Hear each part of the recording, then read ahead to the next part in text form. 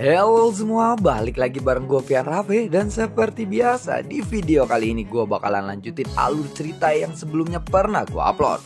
Dan gak kerasa juga gue udah sampai ke session 26 ya dari kelanjutan Battle Trog The Heaven ini atau Benua Kaisar. Tanpa banyak basa-basi lagi, yuk kita langsung check this out aja alur ceritanya.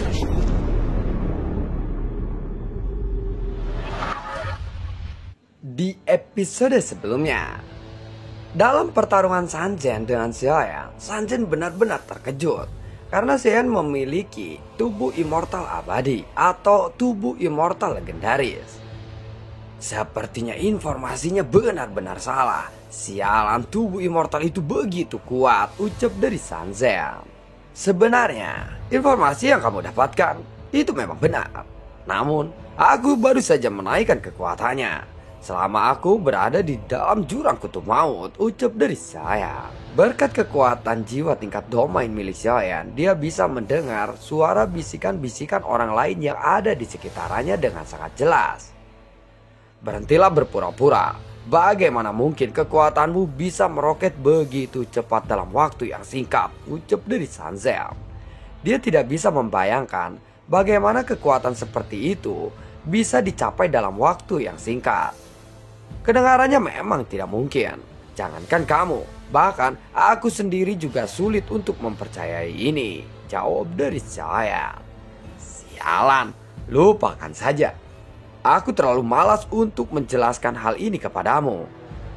Awan sitrus yang mengubah langit, teriak dari Sanzen.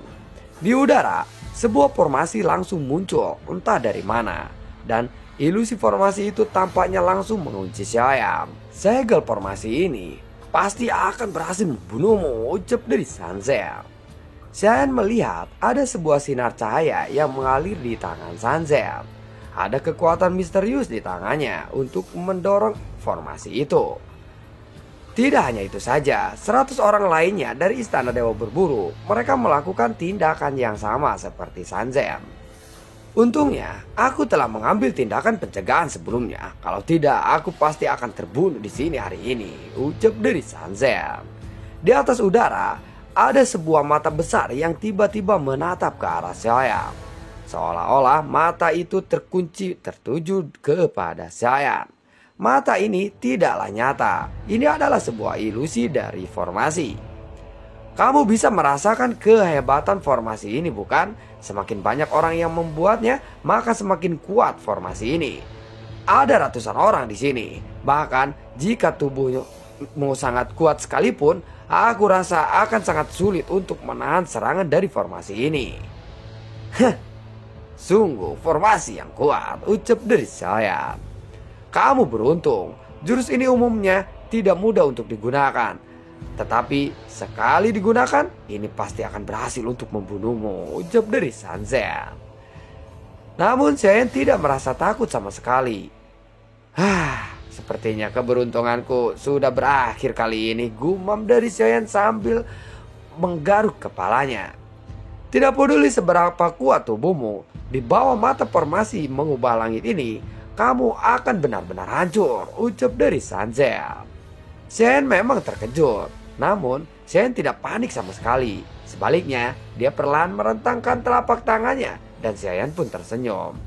Lagi pula, siapa yang akan menyangka akan ada senjata rahasia yang sangat kuat dan tersembunyi di balik jubah Xiaoyan. Kalau begitu bersiaplah, ucap dari Xiaoyan. Xiaoyan langsung mengeluarkan Dongyam dari lengan bajunya, lalu mengangkatnya tinggi-tinggi. Hei, apa yang kamu lakukan? Tanya dari Dongyam.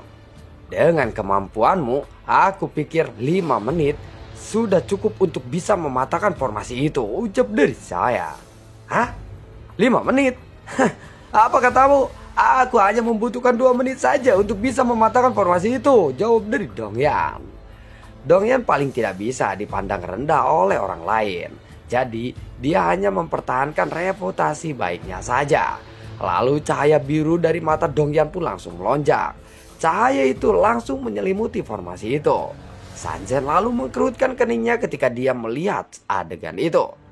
Dia pernah mendengar kabar bahwa sebelumnya bahwa formasi arai awan sitrus ini pernah dikendalikan oleh orang lain selain dari Istana Dewa Berburu. Oleh karena itu, ketika Sanzen melihat Xiaoyan mengeluarkan Dongyan, dia langsung memiliki firasat yang buruk di hatinya. Segel tangannya langsung berubah, dan dia dengan cepat mendesak formasi itu yang telah dibentuk olehnya sebelumnya, menekan Xiaoyan dengan lebih kuat dan cepat lagi. Kemudian ada cahaya yang muncul dari formasi itu. Cahaya itu berisi energi yang sangat kuat dan mungkin bergegas menuju ke arah Xiaoyan kapan saja. Wuss! Xiaoyan bisa merasakan bahwa kekuatan tekanan dari atas ini menjadi semakin kuat. Dan cahaya itu secara langsung mengunci Xiaoyan. Dan tekanan yang kuat ini mengunci Xiaoyan dengan target utamanya. Hampir tidak mungkin bagi Xiaoyan untuk bisa melarikan diri saat ini. Formasi ini memang sangatlah kuat. Dan formasi ini juga berbeda dari formasi yang ada di Tanah Hukuman Para Dewa. Karena formasi di Tanah Hukuman Para Dewa telah melemah seiring berjalannya waktu. Aku tidak boleh meremehkan formasi ini, gumam dari Xiaoyan. 70%, 90%, ucap dari Sanzen. Tangannya bergetaran dan sudut mulutnya sudah dipenuhi dengan darah. Dan kekuatan immortality di tubuhnya juga terus-terusan mengalir. 100%, matilah kau, teriak dari Sanzen. Formasi di atas kepala yang sudah dipenuhi dengan kekuatan fluktuasi penghancur meledak dalam sekejap mata. Dongyan, kenapa kamu lama sekali? Tanya dari saya. Wuss. Dongyan pun tidak berbicara. Sementara itu, cahaya dengan kekuatan penghancur dari formasi itu sudah melesat mengarah ke arah Dongyan terlebih dahulu. Namun, Shen tiba-tiba maju dan menghalangi sinar cahaya yang sangat kuat ini dengan tubuhnya sendiri. Ketika Dongyan melihat adegan ini, hatinya langsung bergetar hebat. Karena Dongyan tidak pernah menyangka bahwa Shen akan begitu baik kepadanya. Ketika bahaya datang menghampirinya, Shen benar-benar memblokir serangan itu untuk Dongyan. Dia bahkan mengorbankan tubuhnya sendiri. Aku tidak menyangka kamu akan melindungiku sekarang. Baiklah, aku akan segera menghancurkan formasi itu untukmu, ucap dari Dongyan. Tiba-tiba ada cahaya biru yang lebih kuat keluar dari mata Dongyan. Pada saat ini, kekuatan cahaya formasi arai milik Sanzen langsung menyelimuti Xiaoyan. Dan energi penghancurnya juga sudah menghantam tubuh Xiaoyan. Saat ini, tubuh Xiaoyan juga sudah diselimuti kekuatan petir. Namun meskipun demikian, kekuatan dari formasi arai Sanzen ini berada di luar imajinasi Xiaoyan. Kekuatan penghancurnya cukuplah kuat. Dan kekuatan formasi itu benar-benar menghancurkan tubuh Xiaoyan dengan kekuatan yang mengerikan. Saat ini kekuatan itu meledak. Buar. Bahkan dengan perlindungan Su Tianlei sekalipun, kekuatan penghancur dari formasi arai Sanzen ini semakin tidak terbendung. Kulit Xiaoyan pun mulai berlumuran darah. Meskipun Xiaoyan memiliki ketahanan tubuh yang sangat kuat, kekuatan penghancur dari formasi arai itu jauh lebih cepat dan lebih kuat. Kekuatan pemulihan Xiaoyan juga benar-benar tidak menjadi berguna saat ini. Dalam waktu yang singkat, jubah Xiaoyan pun telah hancur. Tubuhnya berlumuran darah, bahkan dagingnya seperti telah terkelupas.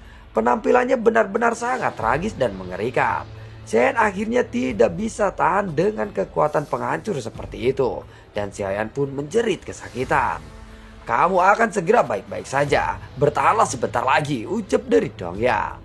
Namun, apa yang terjadi kepada Xiaoyan saat ini benar-benar sangat mengerikan. Karena hanya tersisa tulang dan organ dalamnya saja yang masih tersisa pada tubuh Xiaoyan. Karena semuanya telah terkikis oleh sinar cahaya penghancur itu. Aku sudah berhasil, ucap dari Dongyan. Wuss. Kekuatan formasi yang mengunci Xiaoyan tiba-tiba berubah arah, berbelok tajam ke arah area di mana Sanzen dan orang-orangnya berada. Sinar cahaya yang penuh dengan kekuatan penghancur itu langsung mengubah arahnya dan langsung menyapu bawahan Sanzen.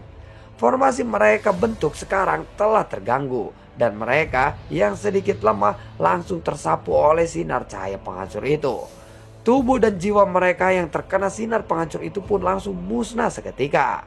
Formasi yang dibentuk oleh Sanzen tampaknya benar-benar di luar kendalinya pada saat ini.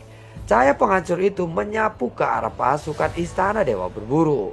Sebagian besar dari mereka telah benar-benar dimusnahkan oleh formasi yang mereka bentuk sendiri.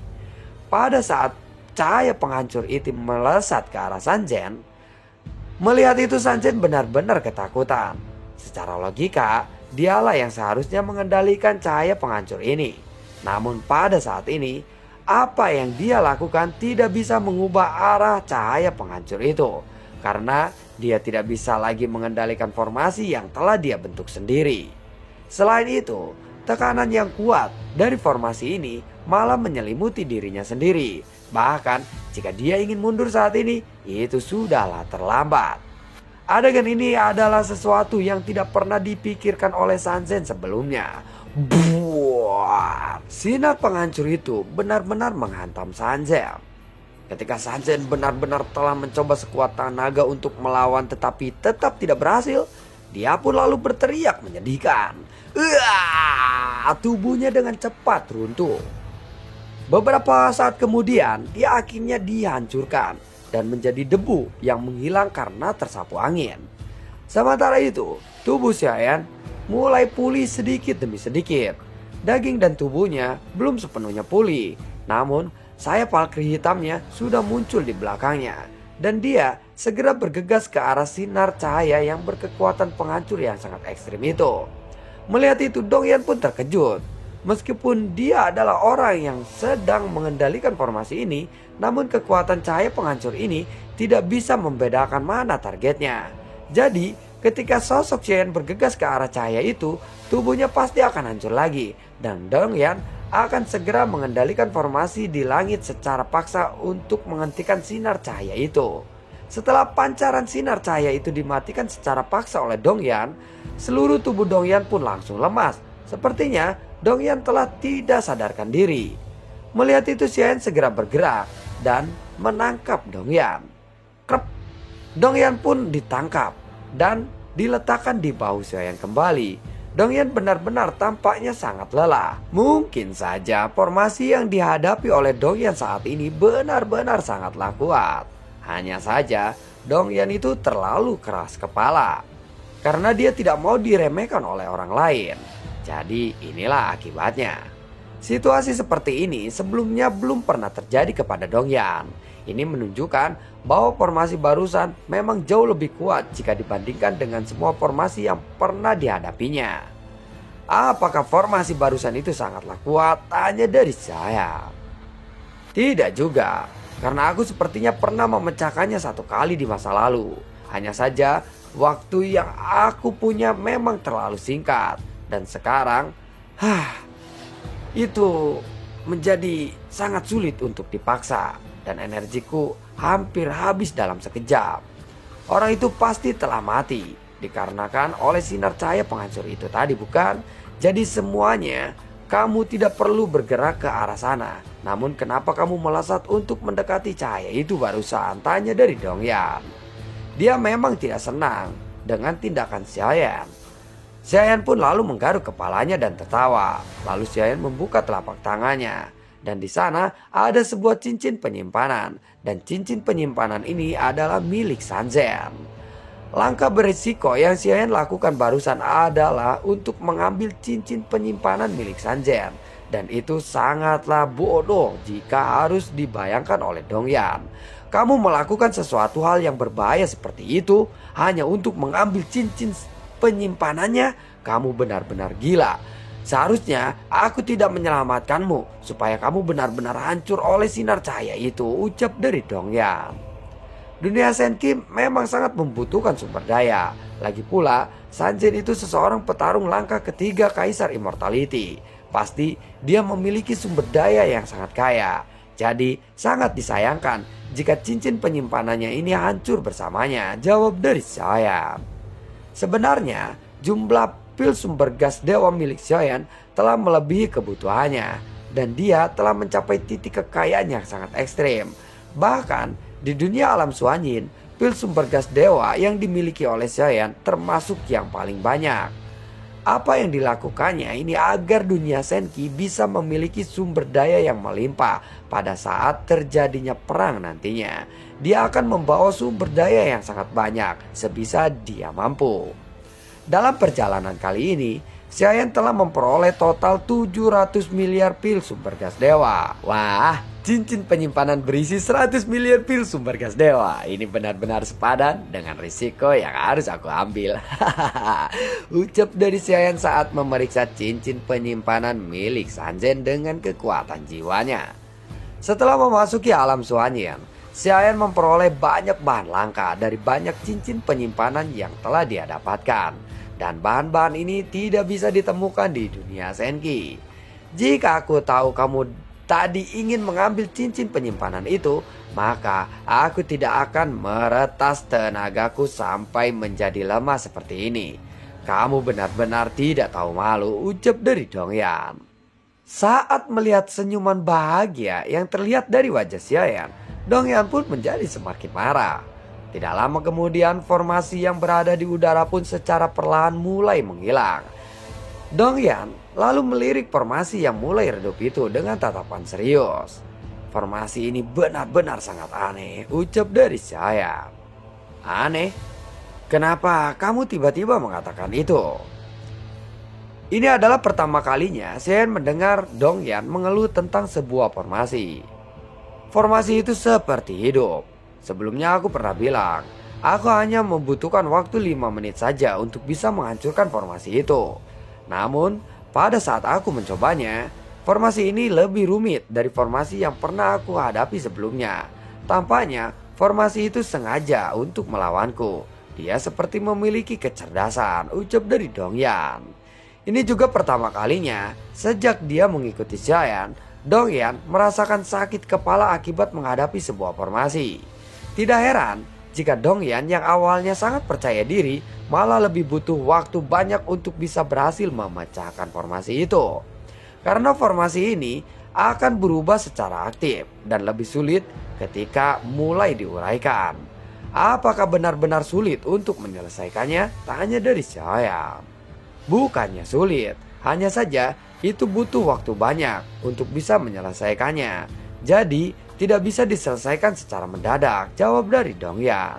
Dengan kata lain, setiap formasi itu diretas, formasi itu semakin kuat dan mempertahankan retasan pertamanya. Jadi semakin diretas maka formasi itu akan menjadi lebih kuat di kemudian hari.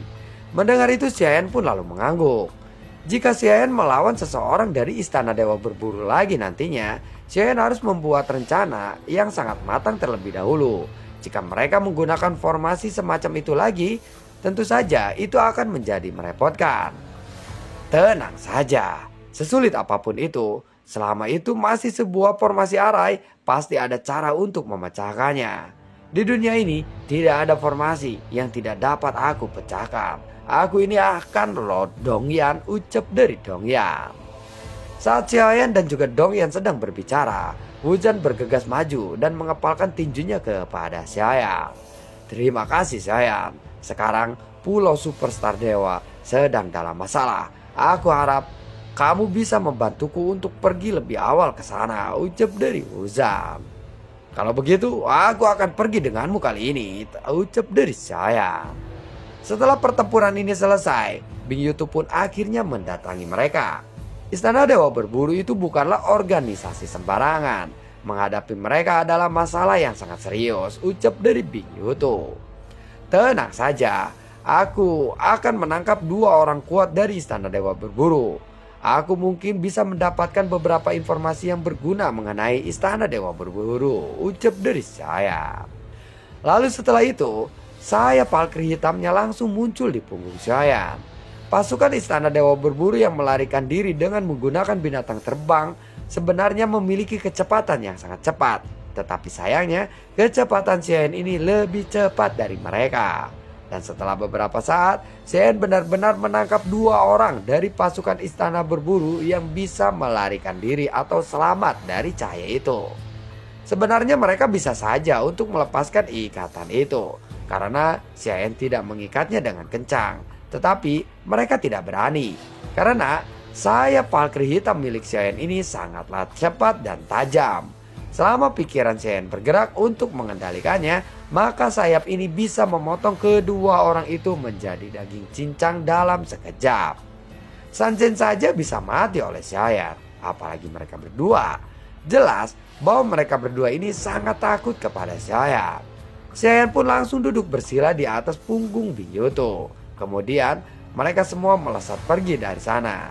Pada saat ini mereka baru saja meninggalkan jurang kutub maut dan akan memakan waktu beberapa hari untuk bisa mencapai pulau superstar dewa. Terlebih lagi, tidak ada jaminan bahwa tidak akan ada hambatan di sepanjang jalan atau di sepanjang perjalanan Xiaoyan kali ini. Dan bagaimanakah kelanjutan ceritanya? Nantikan video gue berikutnya dan semoga sehat selalu untuk kalian. Gue juga tidak lupa untuk selalu ucapin terima kasih banyak untuk kalian yang sudah mendukung channel ini dari dulu hingga saat ini. Dan gue juga selalu ucapin terima kasih banyak untuk kalian semua yang sudah mensupport channel ini lewat link Saweria di bawah kolom deskripsi.